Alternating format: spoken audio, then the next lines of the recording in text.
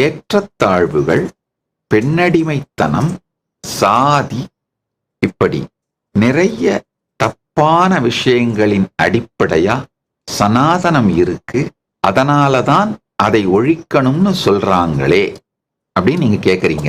ஐயா திரு தேவேந்திரன் அவர்கள், இது ஆக்சுவலா கேள்வி இல்லை, உங்களுடைய ஜட்ஜ்மெண்ட். அதாவது உங்கள் மீது திணிக்கப்பட்ட ஒரு ஜட்ஜ்மெண்ட், கருத்து. மூளைச்சலவை செய்து உங்களுக்குள் விதைக்கப்பட்ட ஒரு விஷ கருத்தை நீங்க கேள்வியா சொல்றீங்க.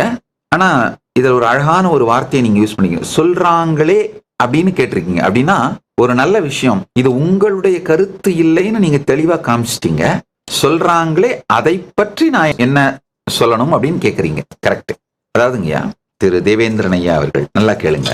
இந்த மாதிரி சொல்றாங்க இல்லையா, உங்ககிட்ட ஏற்றத்தாழ்வுகள், பெண்ணடிமைத்தனம், சாதி, இப்படி நிறைய தப்பான விஷயங்களின் அடிப்படையா சனாதனம் இருக்கு, அதனால அதை ஒழிக்கணும்னு உங்ககிட்ட சொல்றாங்க இல்லையா, அவங்க கிட்ட முதல்ல கேளுங்க, இந்த மாதிரிலாம் அவங்க சொல்றதுக்கு எவிடன்ஸ், ரெஃபரன்ஸ், சாஸ்திர பிரமாணம், எந்த சனாதன இந்து தர்மத்தின் சாஸ்திரங்களிலே இது இருக்கு அப்படின்னு எவிடன்ஸ் கேளுங்க. நீங்க எவிடன்ஸ் கேட்காம டிஃபெண்ட் பண்ணாலே தோத்துருவீங்க.